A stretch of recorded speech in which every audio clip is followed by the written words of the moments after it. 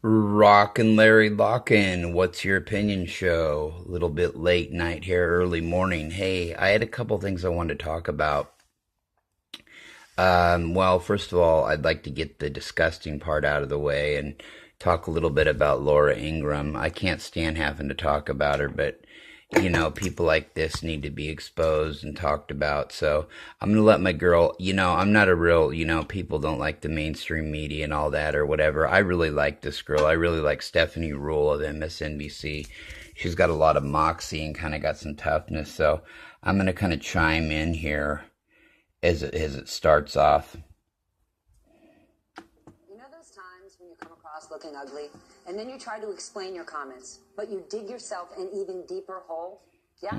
Well, let's review the Fox News host Laura Ingraham and the week she has had thus far. Here she was on Wednesday, making a comment so questionable, it drew applause from the former Grand Wizard of the Ku Klux Klan. Because in some parts of the country, it does seem like the America that we know and love doesn't exist anymore. Massive demographic changes have been foisted upon the American people. And they're changes that none of us ever voted for, and most of us don't like. Who votes for a change in demographics? I'm not real sure what she's talking about. The only thing different, culturally you're going to see driving through the country is businesses shut down because of corporations, leaving America, mostly because of Republican laws that have been passed in the last, well, since Ronald Reagan was president, and before that, the last 40 or 50 years or so. And, I wonder what goes through her mind when she takes a drive across the country. Is she seeing for the first time? I mean, we've always had migrant workers in this country being underpaid for doing work that nobody here would do. So I've always tried to figure it out with Laura Ingraham what her angle is. Of course, we know that she's a racist and a white supremacist, just like Tucker Carlson and Sean Hannity and anybody on Fox News at night. That's the audience they pander to. But, yeah, she's really just kind of worried. And, we've been talking about this here in the past that, at least I brought it up, I know, and other people have brought it up that, it's almost like they're scared their whiteness is going away. They want these closed, they want this wall so bad, these closed borders. I mean, why not get Mexico's economy going, America's, Canada. There's no reason people shouldn't be able to drive in and out of the border. I mean, trust me, any major drugs that are coming over here from Mexico, most of them, first of all, aren't anymore, but the ones that are, the mass shipments are coming through tunnels, and I mean, they're not being, like Geraldo Rivera suggested in the Fox News, they're not being shot over the wall, or going to be shot over the wall with a cannon gun like you see shooting out shirts at a sporting event. So, I mean, people please, but let's listen to some more of her concerns, that her whiteness is going away. God, I'm against tanning because it does mess with your skin, and pale people like her shouldn't tan. But, I mean, this is one chick who maybe should go to the tanning booth once or twice a year. From Virginia to California, we see stark examples of how radically, in some ways, the country has changed. Now, much of this is related to both illegal and, in some cases, legal immigration that, of course, progressives love.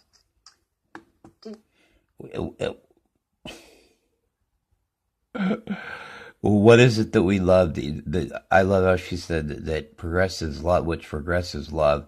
She said, it's due to illegal immigration and legal immigration, which the progressives love. Which one is it that we love? Do we love them both? We love them both? Yeah. Yeah, we do. We love them both. We all love the legal, of course, but the illegal, I mean, if they're trying to get away and, from a shitty environment to a better environment, you can't blame them,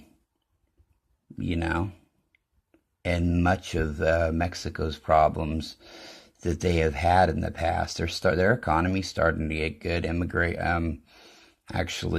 Migration to the United States is down. They just elected a Bernie Sanders type president down there, so we'll see what happens. But I mean, a lot of their issues have been our issues, funding their drug cartel. So let's find out some more about what Laura Ingraham has to say. She's going to go ahead and clarify her remarks. What she really meant to say, though, when she's going across the country from Virginia to California is, I mean, I don't know what it is she's seeing, more Hispanics. I mean, I don't. Yeah, of course the country's changing. It's getting less pale, but it's not. I mean, by 2000 here, you will find out soon. By 2045, whites will be the minority, and I know Laura Ingraham was all tripped out about that. She'll, I mean, even though she'll only be 180 when that year comes around. But here, let's go some more. You hear what she said there? She said illegal and legal immigration. So when she tries to clean this up and say this is all about law and order, how could it possibly be about law and order if you're going after legal immigration? At worst, these are the words of a white supremacist. At best, it's playing on anxiety of a part of our culture. And I ask the question, why? KKK icon David Duke, he loved what he heard so much. Oh, fuck David Duke. You know what? Yeah, why? Exactly why?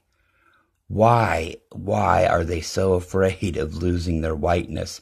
I mean, they're not going to ever lose their whiteness. She doesn't go to the tanning booth. So she's fine. She's going to be okay. She's adopted kids, which I'm not a big Laura Ingraham fan. Good for her for adopting some Russian kids or whatever she adopted. But I mean, she's never going to have any of her own, okay? So she'll never have to worry about any of them being of a darker color. Not that she would ever sleep with a black man unless maybe it was LeBron James or Kevin Durant.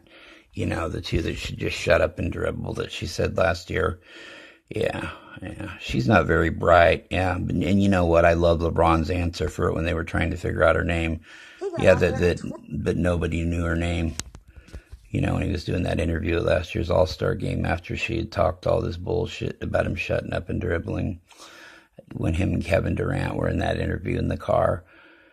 Yeah, and LeBron's like, what's her name? And he turned to ask somebody what her name was, and he said, nobody knows. And LeBron's like, oh, nobody knows. Yeah, nobody knows. Yeah, so, yeah, here we go again. Here we go. Let's get into some more of this, of the anxiety. White anxiety. The loss of white anxiety.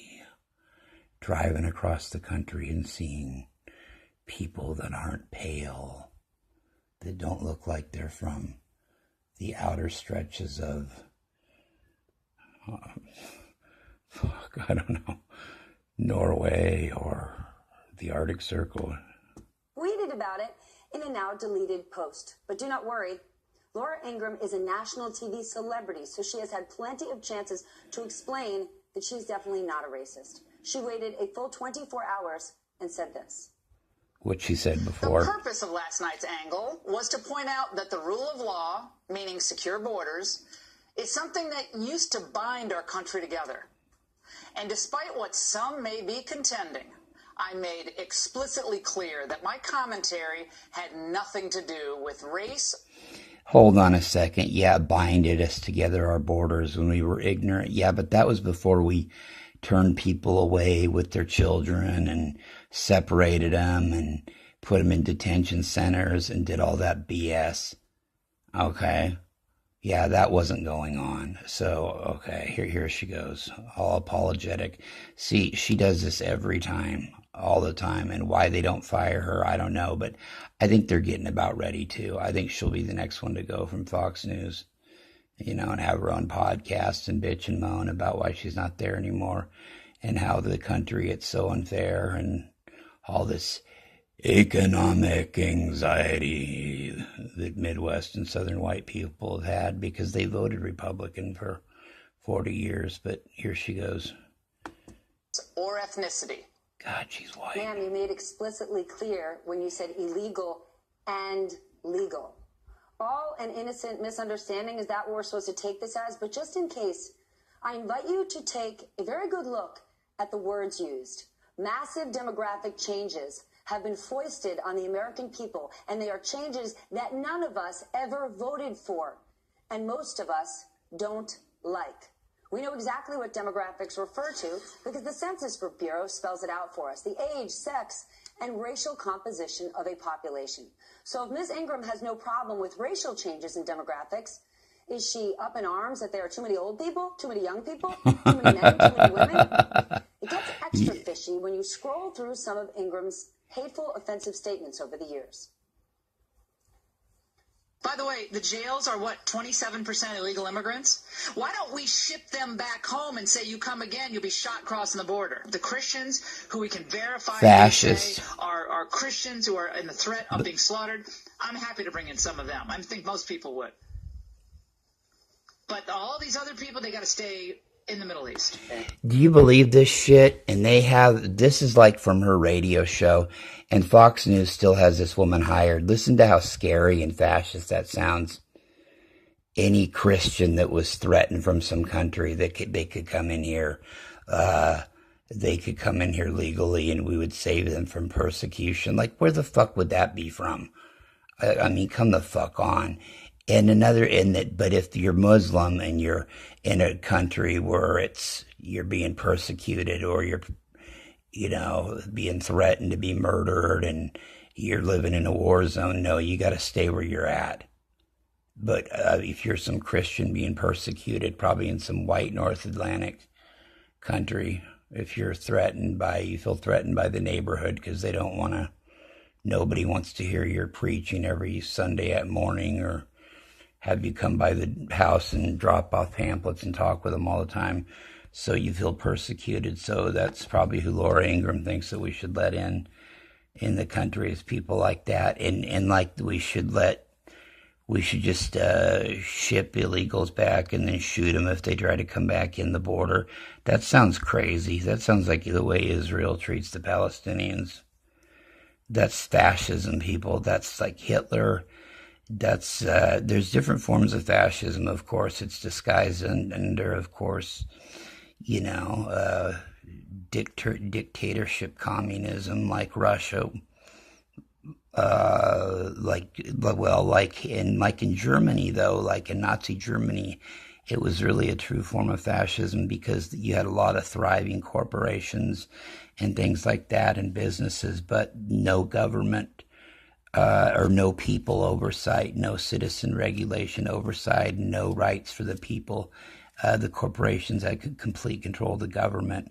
I don't mean just bought off like they are here. I mean complete control. There wasn't any even, rules or regulations put in place. It's a white nationalism kind of a thought. And what it is to keep the world separate. When they accuse the other side, the globalists, of wanting a one government, one world government. And really what they want to do is keep chaos, because they want everybody in these countries to be stuck in their own nationalism, so nobody gets along. People always separate each other by borders, and that's not that we shouldn't. Well, I mean, whatever. We still, as far as I'm concerned, we still need flags in countries, because we got an Olympics to play every 4 fucking years, and I'm cool with that. Because I'm a big basketball fan, and it's, good to see the U.S. play basketball. We do win every now and then at it.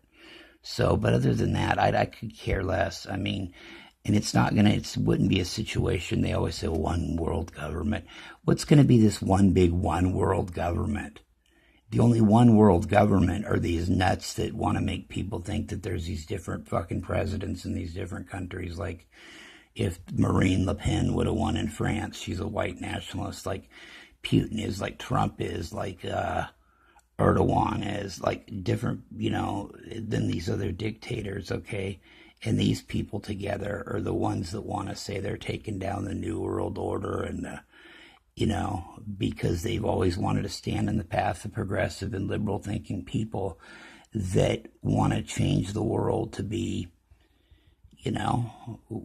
Oh, yeah, open borders, okay? Seriously, open borders. A humane economy for everybody.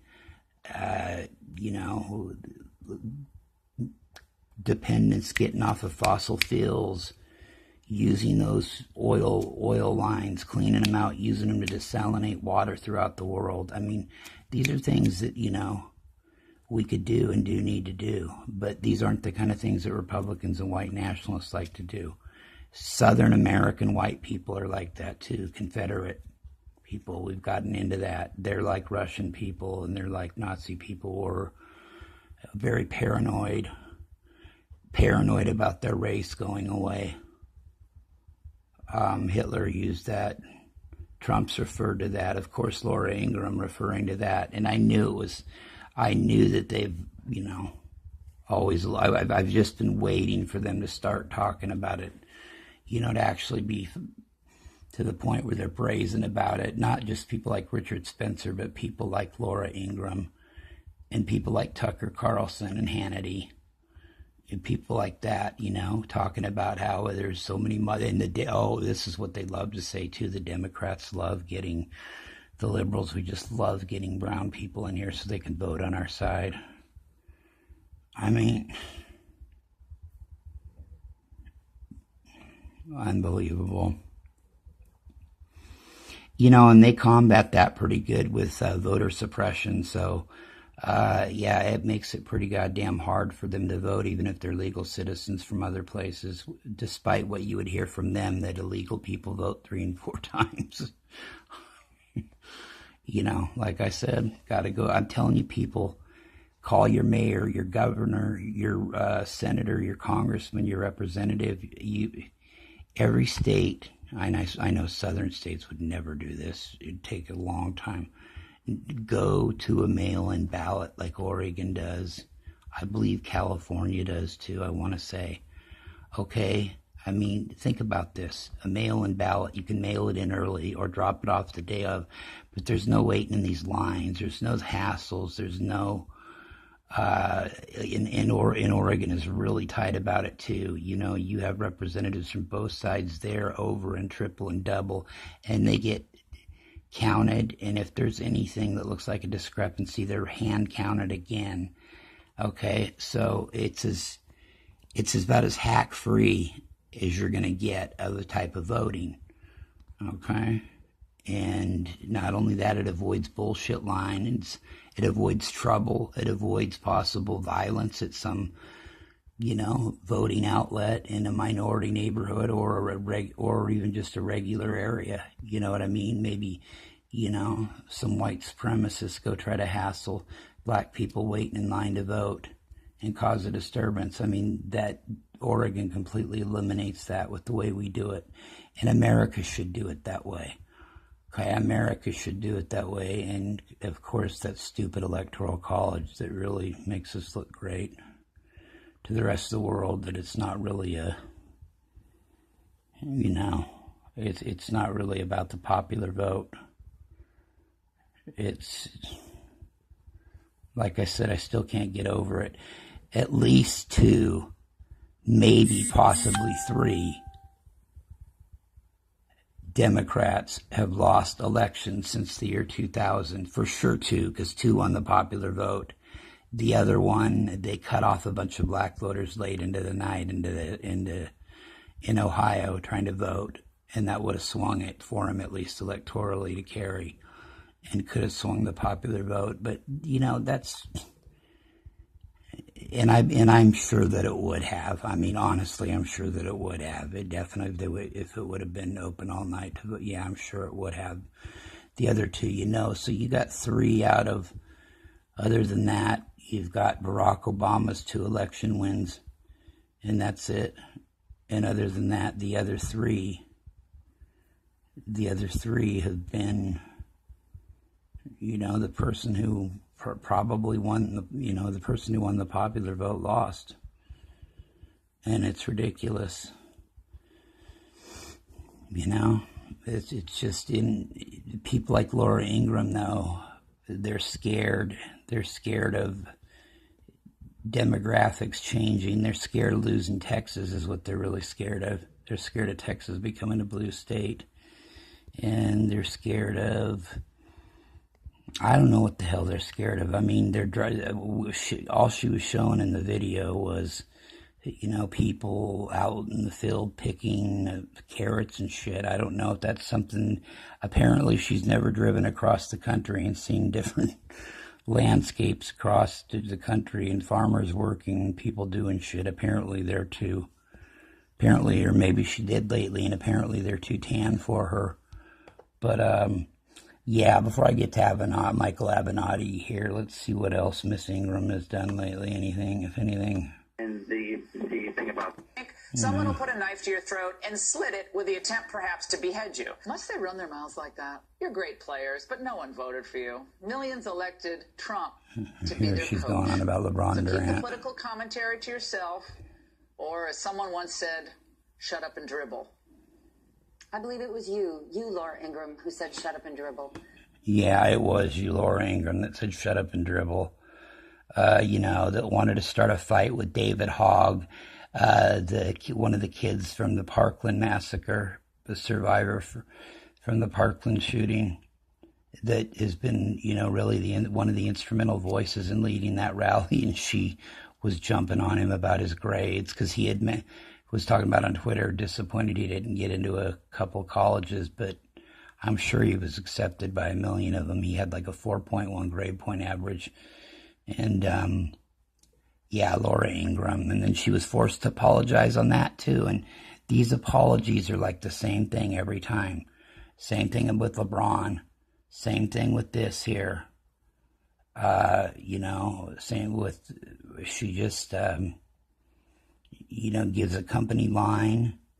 And it's like the same thing every time with her. Let's see if there's anything else more about her. Tens of millions of dollars to do so. So I'm confused. That impact those very same economic, the president using his private golf club that Who cares? That helped. No, it's not. No, Malcolm Nance is great on intelligence. I don't care what he has to say about the demographic change, or what Laura Ingraham had to say. But you know what? She's right, of course. And these people are scared of it. And it's sad and it's funny to watch. I don't understand it. I'm embracing it. I'm white and I'm loving it. I fucking love it. It couldn't happen sooner enough for me. All our great, cool culture we've gotten from African Americans. I mean, let's face it. They built the infrastructure of this country, and we owe them so much.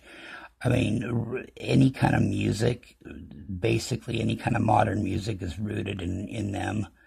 Even heavy metal, when you go back to Jimi Hendrix, the guitar with Chuck Berry, things that you think that are, that a white genre may have been the starting force behind, but no, not at all.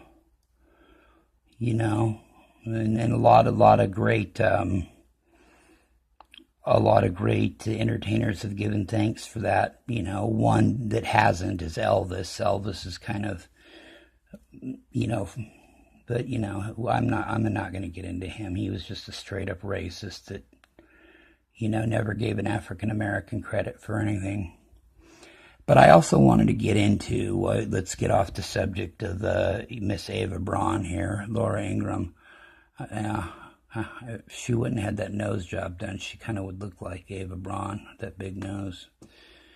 Anyway, Michael Avenatti gave a speech in Iowa the other day, and he's kind of been hinting at running if nobody's strong.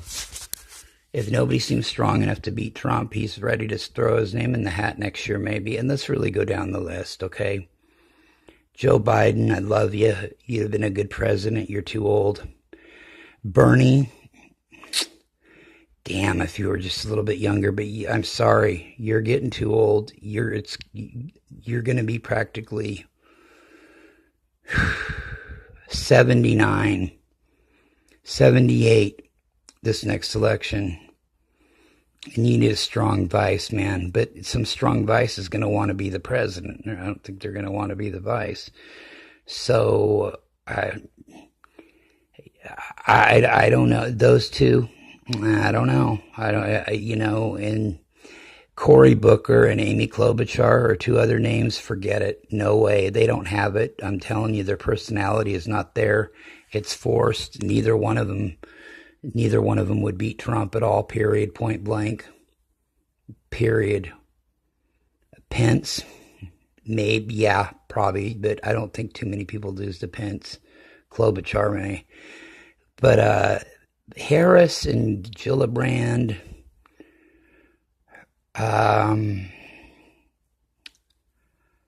I think that they will be great. They would be great presidents one day. I think right now, though, we're in a time where, I'm one for somebody not just jumping into politics that's never really been involved. But Michael Avenatti's actually been involved with the Missouri Democratic Party for a long time. Doing work and doing, campaigning here and there. It's not like, it wouldn't be like The Rock running for president, or Mark Cuban or something ridiculous like that. We'll see how it goes the next year. Like I said, we'll size it up. We'll see it. But, a lot of shit's going to change between now and early next summer. And early next summer, late next spring, we'll know. We'll know who's going to run, and they'll have their debates. It clear into early 2020, and then somebody will get the nomination, and then the VP will be chosen. I'd like to, really, Michael Avenatti and Kamala Harris would be a good choice. I really do think that'd be the best bet. Somebody mentioned Sally Yates, but Sally Yates worked in the Attorney General's office. She did not work, or the CIA, I think. She did not work. She's never been a senator, so you couldn't have Avenatti running. You couldn't have two people running that had never been in the Senate, or at least, the House or the Senate. Like Mike Pence was, or a governor. Like Mike Pence had been a governor, and he's been in the Senate or the Congress before. So, whereas Trump hadn't, you can't have that. I think Kamala Harris and Michael Avenatti would be a great choice, but a lot can change in a year. Somebody else could come out of nowhere. It's just this gut feeling I had about Avenatti after the first couple times hearing him talk. Somebody mentioned that in one of the message boards too on Facebook, but just a feeling I've got about him. And if things kind of keep going the way they are, I'd rather, and Liz Warren, I love Liz Warren, but I think she could do her best work in the Senate, or as Secretary of State or something like that. I'm thinking for Liz Warren as Secretary of State. And Bernie set a movement, and a movement in progress. Basically, Bernie is in the process where he can get with Avenatti, and they can start getting rid of what they were supposed to get rid of 2/3 of last time. They can start getting rid of the Democratic superdelegates, so they don't already have those figured, so they're not already putting in their votes in the primary before everybody else does. Not that it would have mattered this last election. Hillary, even without the superdelegates, Hillary Clinton still beat Bernie by a few million votes. So, but it's just a fucked up thing to happen, because psychologically it could have fucking fucked Bernie, because people already know, or